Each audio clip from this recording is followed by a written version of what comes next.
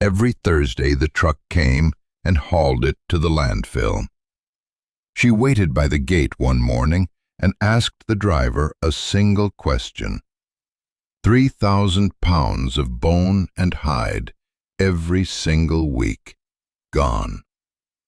The plant manager laughed when she made her offer. She didn't blink. Ruth Eldon stands in Dale Vickery's office, her offer hanging in the fluorescent silence between them. The room smells like industrial bleach and old coffee. Dale sits behind a metal desk with a laminated ID badge clipped to his breast pocket. His steel clipboard, with its dented corner, resting under his left arm, even though he's seated. Pale blue eyes, slightly hooded, looking at her like she's a stray cat that wandered in through a loading bay. His sandy blonde hair is parted neat on the left, going gray at the temples, and his white short-sleeve button-down is pressed so crisp you'd think he ironed it twice.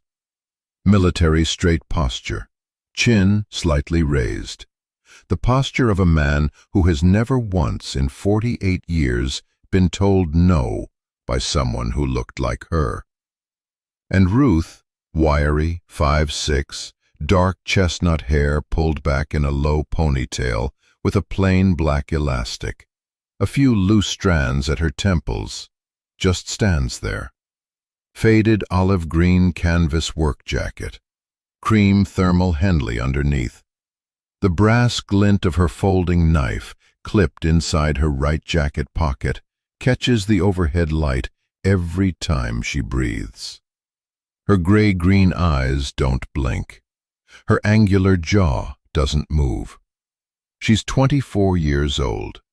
She owns 40 acres of played-out tobacco land in eastern Kentucky that hasn't produced a saleable crop in 3 seasons. Her grandfather Emmett has been dead 6 months. The soil on that farm is so depleted it might as well be light powder. The county extension agent told her last spring she'd need $14,000 in synthetic amendments just to bring the nitrogen and phosphorus back to baseline. $14,000 she does not have. So here she is, in the operations office of Harlan Brothers Processing, a regional beef and pork plant 7 miles down Route 15, asking for garbage. Let me tell you about this plant.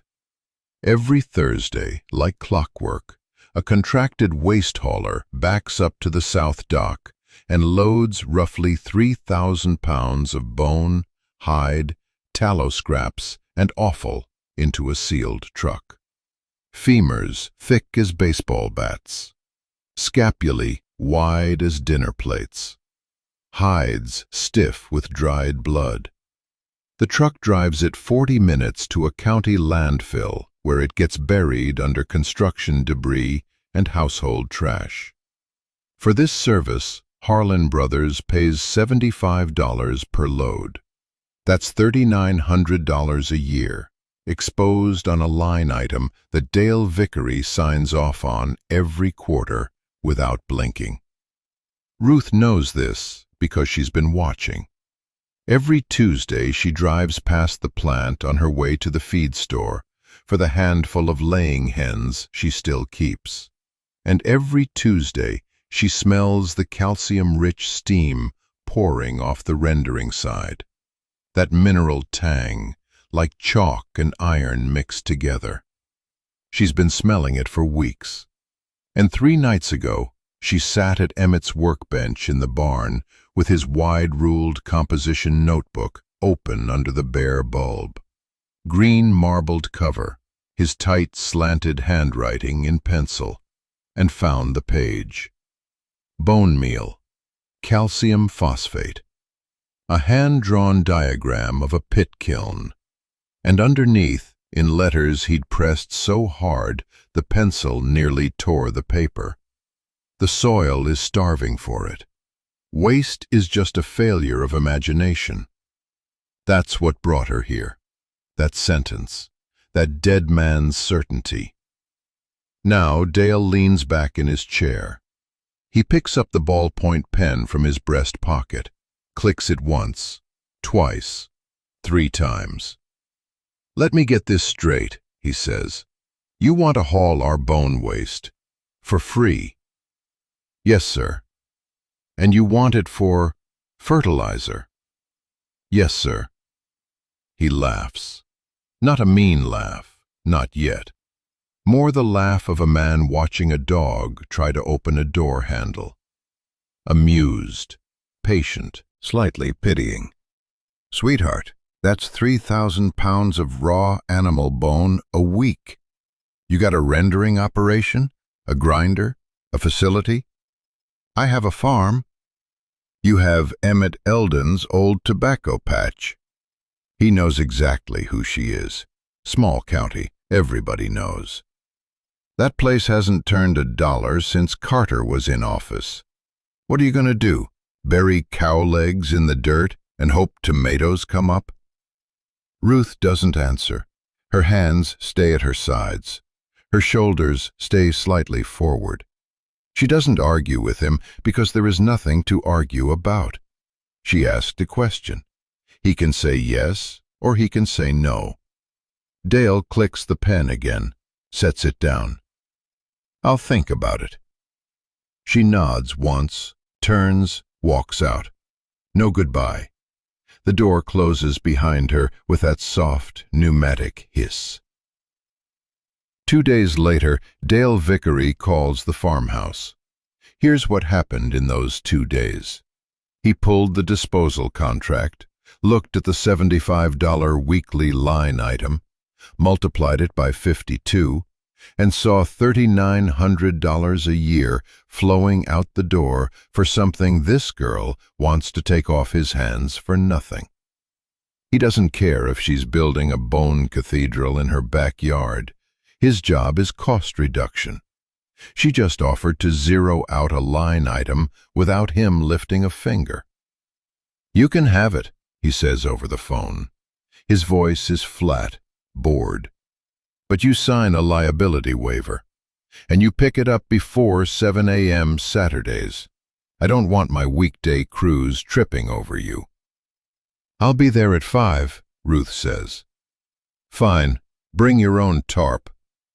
She hangs up. No thank you, no celebration. She walks to the barn, pulls the green notebook off the workbench, and flips to the bone meal page. Runs her thumb across Emmett's pencil lines. Then she folds the notebook closed and sets it back. Word gets around. It always does. The Caulfield brothers, Donnie and Ray, who lease the adjacent pasture for their beef cattle, see Ruth at the feed store signing out a borrowed pallet jack. Donnie asks what it's for. She tells him. He looks at his brother. Ray shakes his head slow, the way you shake your head at a car wreck you saw coming. "Girl's gonna have a boneyard, not a farm," Donnie says, loud enough for the whole store to hear. Ruth picks up the pallet jack receipt, folds it into her jacket pocket beside the brass-handled knife, and walks out. Saturday comes before the sun does. 4:30 a.m., October, Eastern Kentucky. The air is cold enough to see your breath and dark enough to lose your hands. She backs her grandfather's rusted flatbed up to the loading dock at 5 a.m. Saturday. The first load, 600 pounds of femur and scapula, slides onto the bed with a sound like a drawer of silverware dumped on concrete. 600 pounds of raw bone sits on a tarp behind the barn, steaming in the October air, and Ruth has no idea how to process it. That's the truth of it. She stands there in the gray morning light, her olive-green canvas jacket zipped to her sternum, the brass glint of that folding knife catching the early sun at her pocket edge. And she looks at this heap of femur and scapula like it's a language she hasn't learned to read yet. The bones are massive, some of them 2 feet long, sheathed in gristle and marrow fat, giving off that raw iron smell of a butcher's floor. Steam curls off them into the cold. Flies have already found the pile. She goes inside and opens the green marbled composition notebook to a page near the back. Emmett's handwriting, cramped, slanting left, written with a dull pencil, describes something he calls dry rendering. Cook the fat out at low heat. Crack the bone once it's dry. Grind it to powder. He lists temperatures, times, ratios. But there's a note in the margin, underlined twice. Never tried this past 40 pounds. Too much bone for one man. So he knew. He knew the principle, but never solved the scale. That's what Ruth inherited. Not a finished system, but a half-drawn map with the hardest miles left blank. She starts building. Behind the barn, she stacks cinder blocks into a rough firebox, 3 courses high, open at one end for feeding wood. A gap at the top, sized to cradle a 55-gallon steel drum she found rusting behind the equipment shed. She scrubs the drum with a wire brush, knocks the rust scale loose, fills it 3/4 with bone and water from the garden hose, splits a 1/4 cord of oak into stove-length pieces, lights the fire. The first attempt is a disaster. She feeds the firebox too aggressively. Dry oak burns hot, hotter than she thinks, and within 4 hours the water has boiled off and the temperature inside that drum climbs past 600 degrees.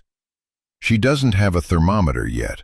She knows it's wrong because the bone at the bottom has gone chalky white, powdering at a touch, and when she rakes it out onto the dirt, it's calcium oxide. Quickite, nearly caustic. Touch it with wet skin and it burns. The fat didn't render, it incinerated. The collagen, the nitrogen, the phosphorus locked in the crystal structure, all of it cooked to nothing. She lost 100 pounds of bone to learn one lesson. Temperature must stay below 300 degrees Fahrenheit, or the calcium phosphate converts to calcium oxide and the whole thing becomes expensive chalk. Back to the notebook. Emmett wrote it plain, low and patient. The land doesn't need a whip, it needs a meal. That line. She'll hear it for the rest of her life. Ruth drives to the hardware store, buys a 4-by-2-foot sheet of 20-gauge steel for $11 and a cheap oven thermometer for $3. Back at the firebox, she cuts the sheet metal with tin snips, bends it into a sliding damper that covers 2/3 of the firebox opening. Now she can choke the airflow. She tests it with a strip of muslin held at the gap. The cloth should flutter gently, not snap taut. Flutter means 250 to 300. Snap means you're burning too hot and you've already lost. Second attempt. She loads the drum again, bone and water, and lights a smaller fire. Feeds it 1 split of oak every 40 minutes. Watches the thermometer she's wired to the drum's rim. 14 hours. She tends it through the night, sitting on an overturned crate in the dark, the firelight catching the freckles across her nose, her gray-green eyes half closed but never quite sleeping. The fat rises to the surface in slow yellow slicks. She ladles it off with a tin soup ladle into mason jars, crude tallow, yellow-white, smelling of beef and wood smoke. By dawn, she has 9 jars cooling on the barn windowsill. The bone beneath the waterline is transformed, pale, dry, porous as pumice. She lifts a piece of femur shaft out with tongs, and it weighs almost nothing. All the moisture and fat cooked away, leaving pure mineral matrix. She sets it on the anvil stump beside the barn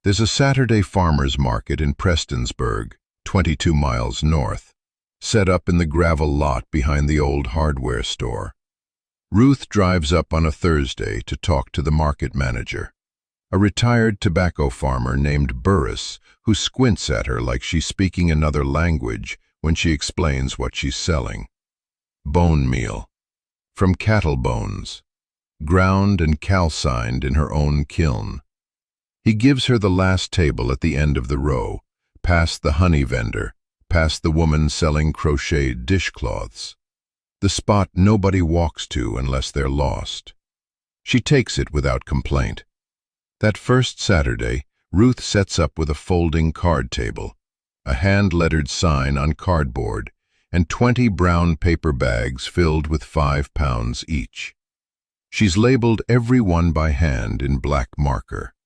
Eldon bone meal, 24% phosphorus. Price, $3 per bag. She sits behind that table for 6 hours in her olive green canvas jacket, the brass glint of her folding knife at her pocket edge, and she watches people walk past. Most don't look. A few stop, read the sign, ask what it's for. She explains. Phosphorus for root development. Calcium for cell walls. Slow release. It feeds for months, not days. 4 bags. That's what she sells. $12. She loads the rest back into the truck and drives home without a word. But here's the thing about Ruth Eldon. She doesn't need the market to validate the product. The market is a long game. The short game is tallow.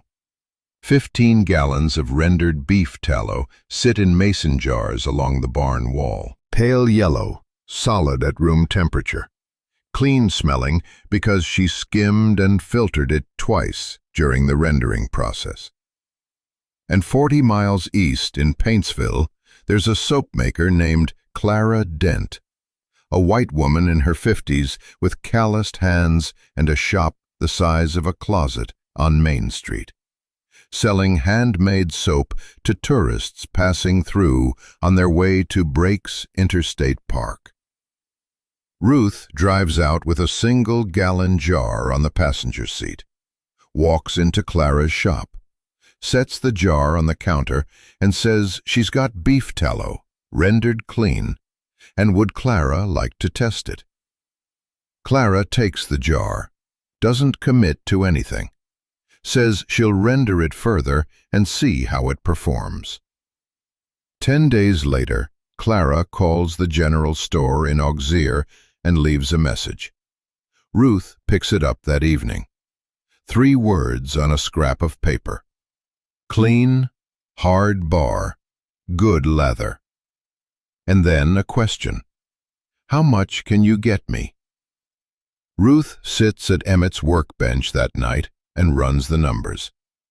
600 pounds of bone per week from Dale Vickery's Slaughterhouse. That's her current supply.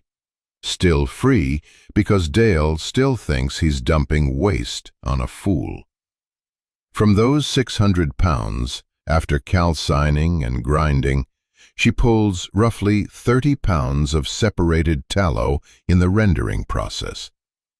At $2 a pound wholesale to Clara, that's $60 a week from tallow alone. Her total input cost, $0 for raw material. About $8 in firewood to feed the kiln. $4 in agricultural lime for the calcining process. The margin is almost obscene at any scale. She writes the figure in the green notebook and underlines it twice. The Caulfield brothers, Roy and his younger brother Dean, whose property borders hers to the west, they've been watching the smoke rise from behind her barn every Saturday. That thin gray column climbing above the tree line, carrying the smell of rendering bone. Roy stops her at the mailbox one afternoon, arms crossed, jaw set. Tells her she's stinking up the valley. Tells her people are talking. Ruth looks at him. Gray-green eyes steady under those thin, arched eyebrows. The birthmark on the left side of her neck visible above her jacket collar. "The wind carries it east," she says. "You're west." Roy opens his mouth, closes it. He has no answer, because she's right. The prevailing wind in that hollow runs northeast, away from his house, and he damn well knows it. He just wanted her to flinch. She didn't. April comes. The test plot tells its own story. The amended row, the east half, fed with 40 pounds of bone meal per 100 square feet, shows tomato plants standing 28 inches tall, stems thick as a woman's thumb, leaves so dark green they look almost black in the morning shade. The control row beside it, 14 inches, pale, thin-stemmed. Same seed, same water, same sun. The only difference is what's in the ground. And then, one morning, a white sedan pulls up the gravel drive, and a man steps out wearing polished black shoes that have no business on a farm road. His name is Griggs, County Extension Agent. He's got a laminated badge, a clipboard, and the particular confidence of a man who believes his degree outranks her dirt. Someone at the feed store mentioned the smoke. Someone else mentioned the garden. He's here to see for himself. Ruth doesn't stop him, doesn't escort him, just watches from the barn door as he walks the rows, clipboard tucked under his arm, those polished shoes collecting mud. He stops at the string line, looks left, 28 inches, dark green, thick. Looks right, 14 inches, pale, struggling. He asks what she's applying. She walks over, unhurried, pulls a 5-pound bag from the stack by the barn and hands it to him. Eldon bone meal, 24% phosphorus, $3. He reads the label, turns the bag over, looks back at the rows. The county extension agent, a man named Griggs with polished shoes and a clipboard, stands at the edge of her test plot in April and says nothing for a long time. The tomato plants are twice the height of the control row beside them. Griggs leaves without buying a bag. But the next week, 3 gardeners from the extension mailing list show up at her market table. They've heard something. Maybe Griggs mentioned it to a colleague. Maybe he wrote it in a report that someone's wife read over breakfast. Doesn't matter. What matters is they came with cash and they left with bone meal. And the next Saturday, there were 5. By June, Ruth is moving 20 bags a week at the Harlan County Farmers Market. 20 bags of bone meal at $2 a pound, 5-pound bags. That's $60 a week in bone meal alone. The tallow, rendered clean, poured into wax paper-lined molds, sold to a soap maker in Whitesburg and a leather worker outside Pikeville, adds another $60.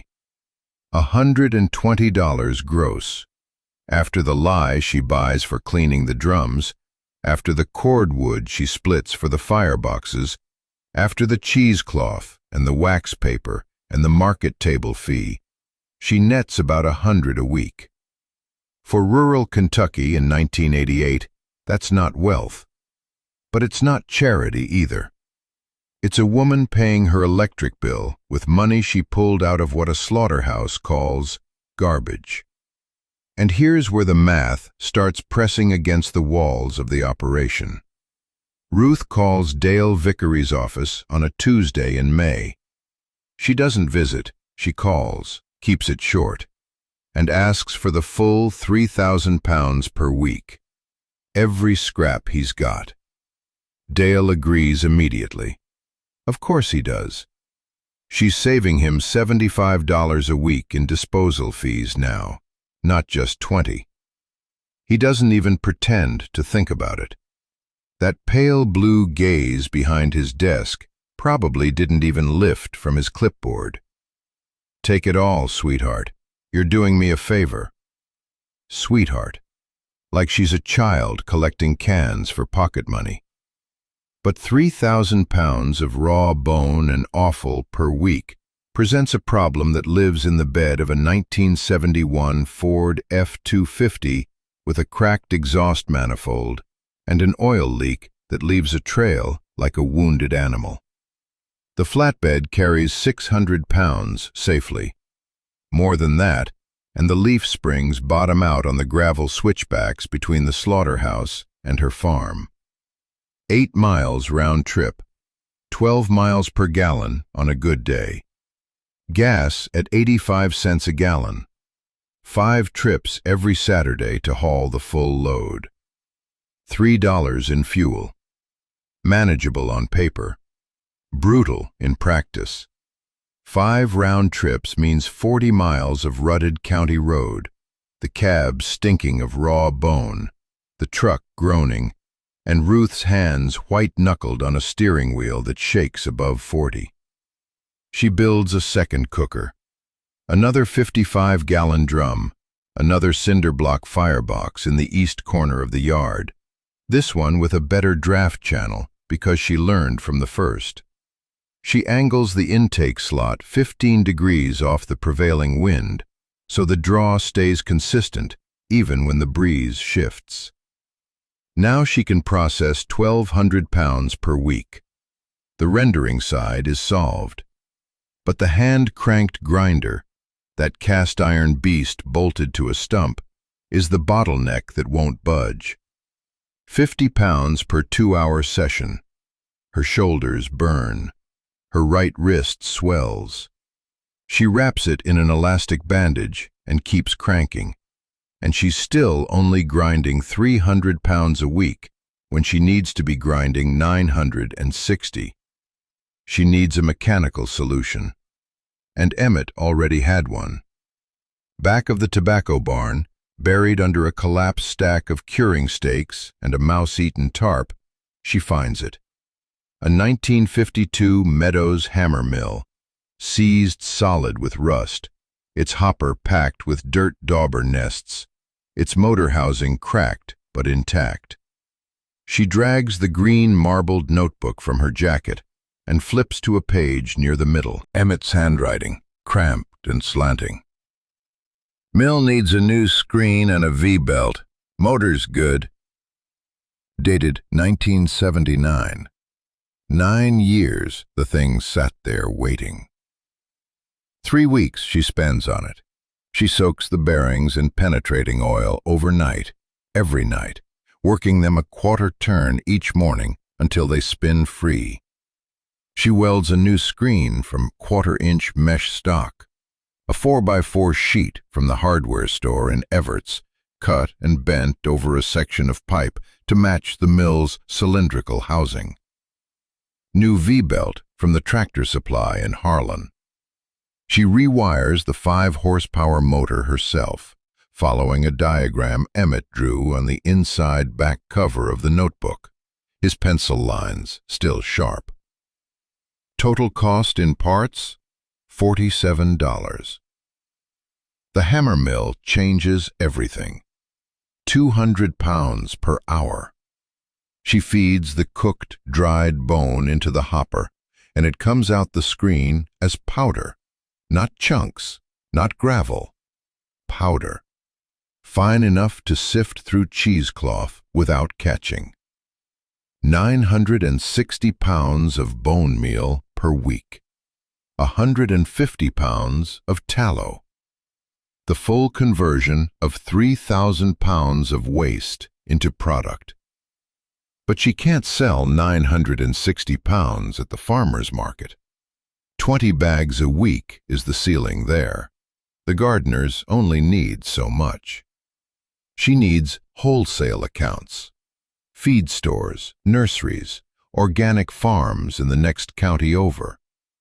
She needs volume buyers who'll take 50 or 100 pounds at a time, at a lower margin, but a guaranteed order. And those buyers want consistency, packaging, maybe a label, maybe liability insurance, maybe a soil test from the extension office. Have you ever wagered everything on an idea no one else believed in? She was standing at the edge of enough to survive, and the only path forward ran through scale she couldn't afford. The hammer mill could produce it, the cookers could render it, but the truck was dying. The packaging was hand-sewn cloth bags, and the world between her farm gate and a real market was made of paper, forms, permits, insurance policies, and every sheet cost money she didn't have yet. The summer passes. Sales hold at 20 bags a week. The surplus piles up in the barn, stored in feed sacks she scrounges from the co-op. Good product sitting idle. October bleeds into November, and the market season ends, and the income drops to whatever the soap maker and the leather worker order, which isn't much when the holidays slow their own sales. On a night in November, rain hammering the tin roof, Ruth sits at the kitchen table, staring at the numbers. She is $400 short of the property tax bill. The grinder is cracked, and for the first time, she opens the drawer where the Caulfield's lease offer sits, unsigned. She closes the drawer on the lease offer and walks to the barn in the rain to check the hide frames. The leather is curing, taut and pale under the eaves, and it is worth money she hasn't collected yet. 400 pounds of hide every single week, stretched on frames she built from scrap pine, limed in a trough behind the barn, scraped with a draw knife that belonged to Emmett. And she's been ignoring it, treating it like a byproduct of the byproduct, something she'd get to eventually. The rain drums against the tin, and Ruth stands there in her olive-green canvas jacket, the brass glint of the folding knife at her pocket edge catching the single bulb's light, and she counts the frames. 14, each one holding a hide sheet dried stiff as parchment. Not tanned. She doesn't have the tannins or the time for proper leather, but rawhide. Pale, dense, workable rawhide. Dog chews, drumheads, craft supply for leather workers who want raw material to punch and braid. She's been stepping around a revenue stream for months. The next morning, November rain still falling, she drives to the library in town and uses the payphone outside. 3 calls. The third one connects her to a pet supply distributor out of Lexington, a man named Ferris, who moves bulk rawhide to manufacturers across the Southeast. He wants samples. 20 pounds, cut into strips, uniform width. Ruth spends 2 days cutting. The draw knife scores the dried hide along straight lines she marks with a carpenter's pencil. Each strip comes off clean. The liming pulled the hair, the drying made the material rigid enough to cut true. She packs 20 pounds into a flat-rate box and ships it Wednesday. Ferris calls back the following Tuesday. $1.50 per pound. Consistent supply, consistent cut, no hair remnants, no rot. She does the math standing at the kitchen counter, the green marbled notebook open beside her. 400 pounds raw each week, roughly 200 pounds of processed rawhide after liming, scraping, and drying losses. $300 a week wholesale. That single product line, dog chews and drum skins, exceeds everything she's making on bone meal. She doesn't smile. She writes the number down, underlines it twice. January comes hard and frozen. The property tax bill is $520. Ruth pays it at the county clerk's window with cash, 20s and 10s counted out neat. $60 left over. She takes no celebration. What she does is drive 40 miles to a dairy farm outside Prestonsburg where a man is selling a used 1-ton flatbed, 1979 Ford with a dented fender and a solid frame. $1,200. She's saved it across 3 months of operation. The truck hauls 1,500 pounds per trip, 2 trips a week instead of 5. Her fuel cost drops by half overnight. Now she has capacity, and capacity means volume. 3 garden centers, Floyd County, Pike County, Johnson County. Ruth walks into each one carrying a 50-pound sample bag of bone meal, dark and fine ground, packed tight in a burlap sack she sewed shut with twine. $18 wholesale per bag. The retail equivalent, $3 for 5 pounds at the garden counter, would price 50 pounds at $30. She's undercutting by 40% and still clearing margin because her input cost is 0. The raw material arrives free on her flatbed every week. 2 of the 3 say yes. The manager in Pike County holds the bag open, sniffs it, crumbles a handful between his fingers. "This is good," he says. "How much can you do?" "As much as you can sell," Ruth tells him. 12 pallets a month, 50-pound bags stacked neat. She's a one-woman packaging plant operating out of a barn with a repaired grinder, a wood-fired rendering stove, and a set of hand tools her grandfather sharpened for 40 years. Then February. Dale Vickery calls. That smooth voice on the phone, that clean-shaven chin she can practically hear through the receiver. The waste hauling contract is up for renewal, he tells her. The hauler, some outfit out of Ashland, wants $90 a week now. Price increase. The plant manager's tone shifts, gets careful, almost friendly, almost respectful. "Miss Eldon, can you guarantee taking all the bone and hide? Every week? No exceptions? Because if you can, I might have a proposal." Listen to that. Might have a proposal. Like he's doing her a favor. Like she hasn't been hauling his waste for months while he charged her nothing and watched from his office window, steel clipboard tucked under his arm, waiting for her to fail so he could tell the story at the diner. That girl thought she could make something of bone scraps. Isn't that precious? But she didn't fail. And now his hauler wants more money. And Ruth Eldon is standing right there with a flatbed and a system that works. "Those are my terms," she says. 4 words. A closed door. Dale cancels the hauling contract. Ruth is now the sole processor of Harlan Brothers' entire skeletal waste stream. 3,000 pounds a week, delivered free to her gate. Input cost, 0. Output, 960 pounds of bone meal at $345 a week wholesale. 150 pounds of rendered tallow at $300 a week. Clara Boggs still buys, plus 2 new soap makers in Letcher County. 200 pounds of rawhide at $300 a week to Ferris in Lexington. Gross weekly revenue approaching $950.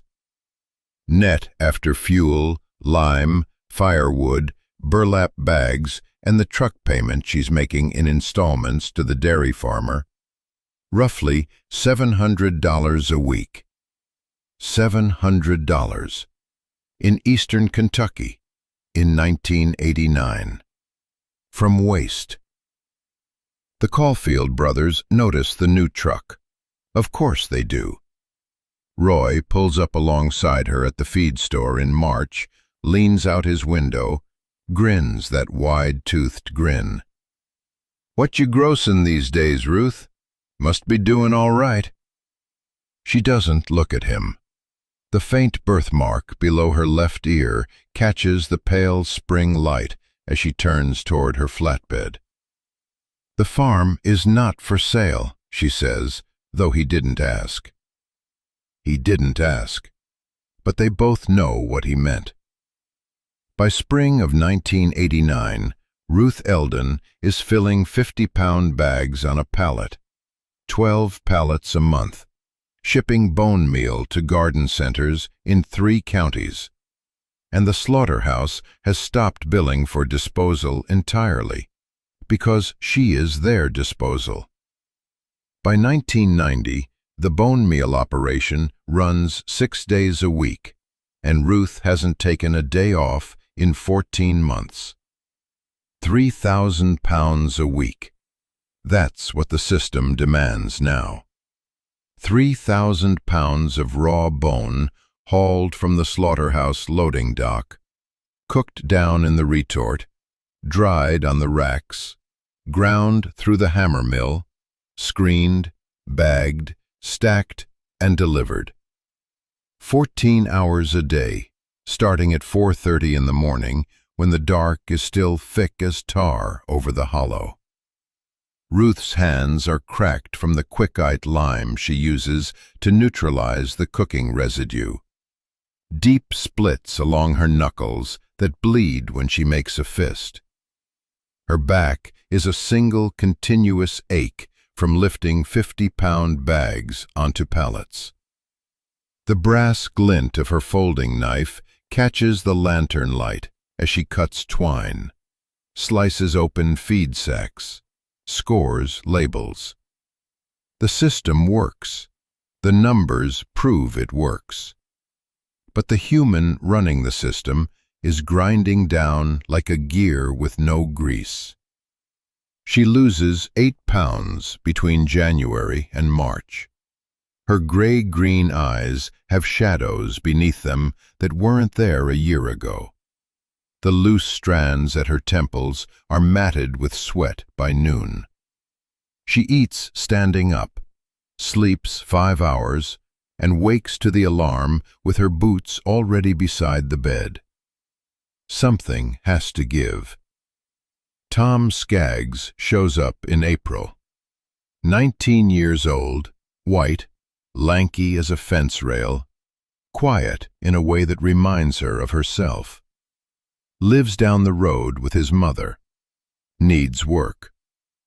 Ruth offers him $6 an hour, 30 hours a week, and tells him the only rule that matters. You listen to the machines before you listen to me. His first week, he overloads the hammer mill, feeds the hopper too fast, too much dried bone stacking up against the screens, and the vibration shifts from a steady hum to a stuttering rattle. The V-belt snaps with a sound like a rifle crack. Belts $12 to replace, and 2 hours of downtime they can't afford. Ruth doesn't yell. She walks him to the mill, puts his palm flat against the housing, and runs it empty. Feel that? Now she feeds in a quarter load. Feel how it changes? The pitch drops. The vibration thickens. She says, "Listen to it. It'll tell you." Tom nods once, and he never snaps another belt. Now here's where Ruth's mind does what it always does. She looks at waste and sees a ladder. The standard bone meal passes a 60 mesh screen. Coarse, good for field application. But she notices the garden centers in Lexington are selling a competitor's finer product at a premium. She orders a 100 mesh screen for the hammer mill. $35. Drops it in, runs the same bone through twice, and what comes out is powder fine as flour. She bags it separately, hand stamps the label with a rubber stamp she carves herself. Eldon Fine Bone Meal, slow release.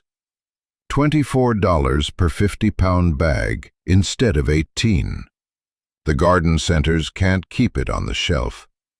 $6 more per bag for $35 of screen. Emmett's voice, clear as morning from the green-covered notebook. Waste is just a failure of imagination. Even the coarse leftovers that won't pass the fine screen get reground. Nothing leaves the property without value attached. Then Clara Dent, same Clara who's been buying rendered tallow at $2 a pound for soap, introduces Ruth to a cosmetics formulator in Ashland. Woman named Pauline runs a small line of lip balms and skin creams, and she wants food-grade tallow. Clean. No protein fragments, no burnt smell, no sediment. This means double filtering through cheesecloth, holding the temperature at exactly 240 degrees, hot enough to stay liquid and release impurities, cool enough not to scorch. Ruth builds a dedicated tallow kettle from a stainless steel stockpot, welds a spigot near the bottom, and wires a candy thermometer to the rim with baling wire so she can read it from across the shed.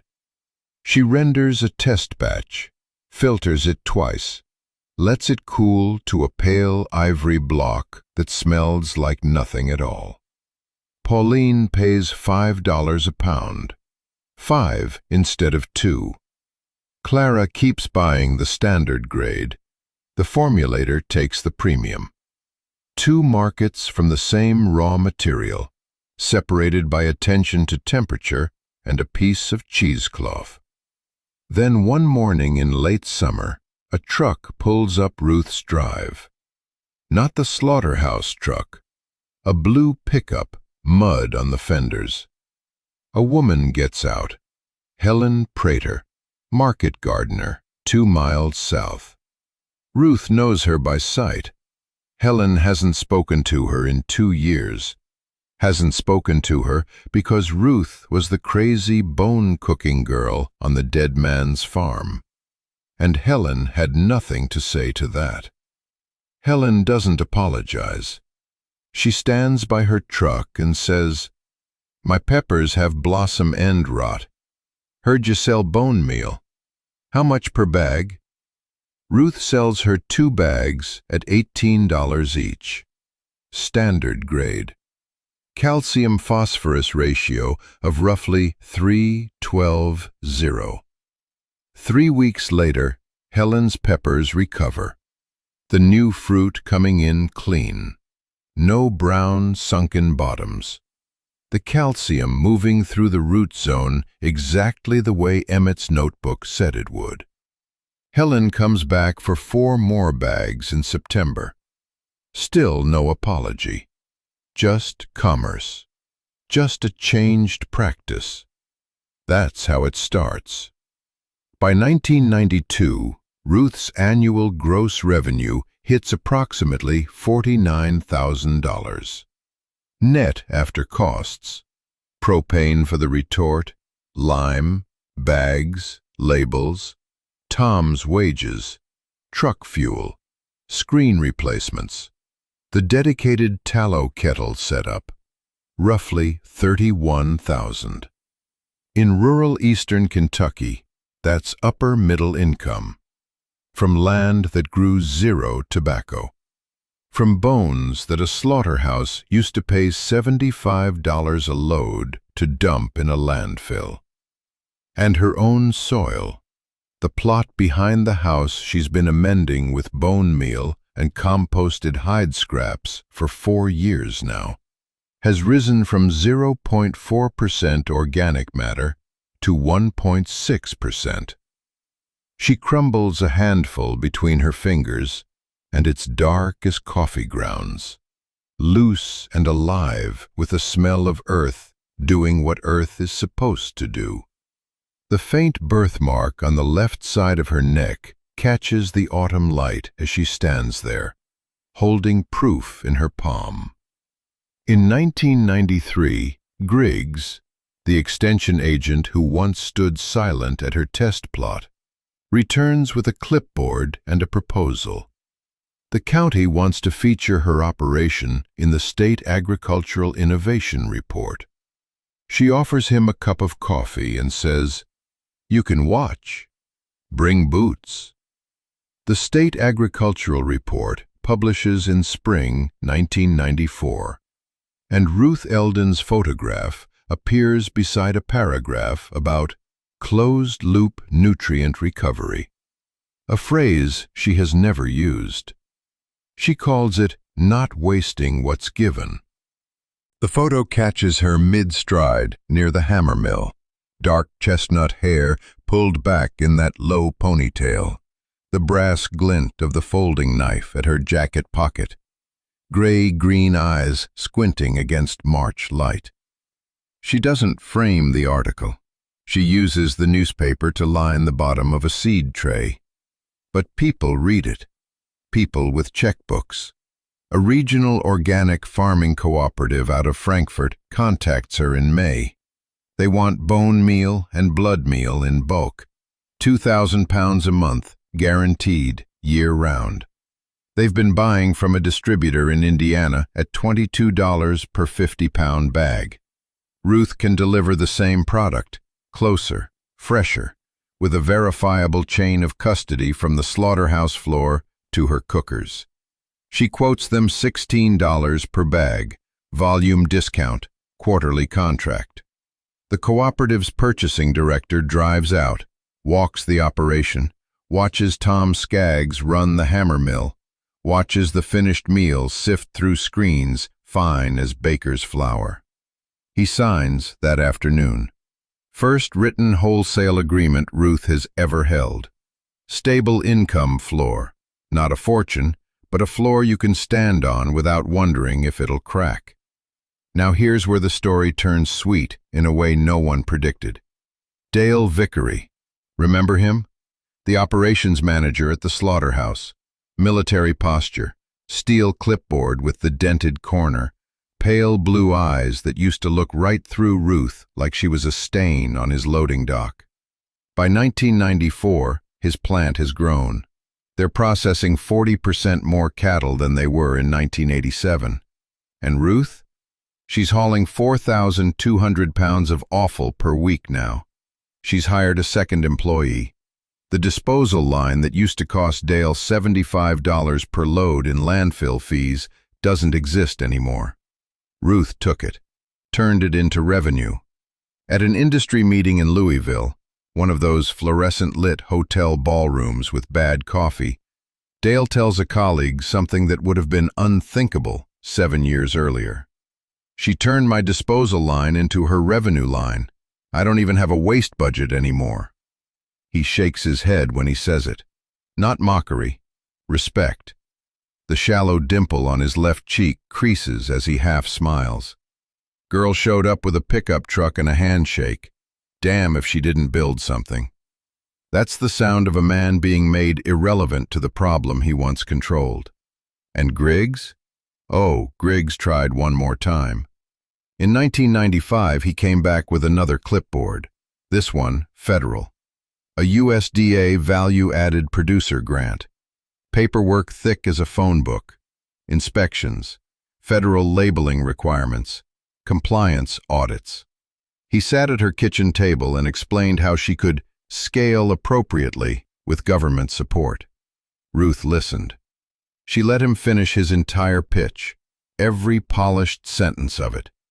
Then she said, "I'll need a receipt." He blinked. "A receipt for what?" "For whatever the government takes before I see what it gives." He left empty-handed. His system didn't need her system. Her system sure as hell didn't need his. Griggs never came back after that. Not because she was rude. She'd given him coffee, same as always. but because there was nothing left to offer a woman whose operation already worked. You can't sell a solution to someone who doesn't have the problem.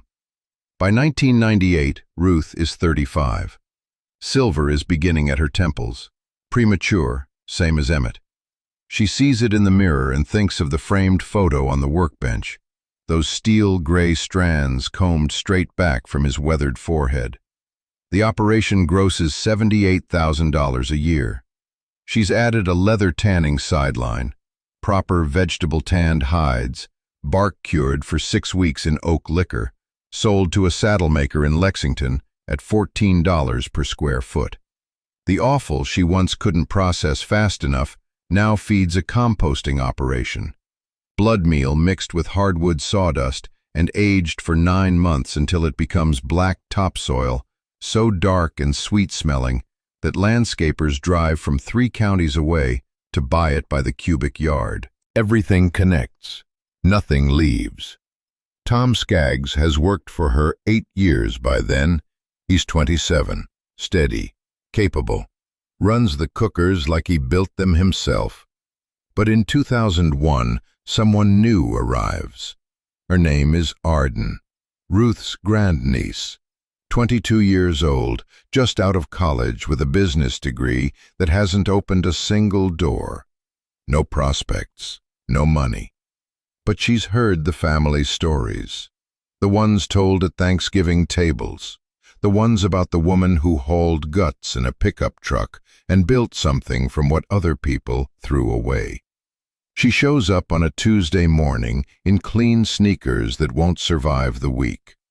Ruth takes her to the barn, shows her the hammer mill with its scarred hopper, the cookers with their hand-welded seams, the tallow kettle, heavy and black, that smells of rendered fat and chalk. Arden's eyes are wide, but her hands are steady, and Ruth notices that. Steady hands matter more than wide eyes. Then Ruth reaches up to the shelf above the workbench and pulls down the green marbled composition notebook. Emmett's notebook. The same one, pages soft as cloth now, pencil marks fading to ghosts. She holds it a moment, feels the weight of it, the decades compressed into that soft cover. "Read the back cover first," Ruth says. Arden takes it carefully, opens to the back cover. There, in Emmett's careful pencil, faded but legible, "Waste is just a failure of imagination." Ruth watches her read it, watches the words land. Then she turns and walks out to check the curing frames, her boots quiet on the dark soil, the brass knife glinting at her pocket edge, her shoulders slightly forward in that unhurried gait. The same walk she's walked 10,000 times across this ground that used to be pale as ash and is now so dark it holds the morning light like velvet.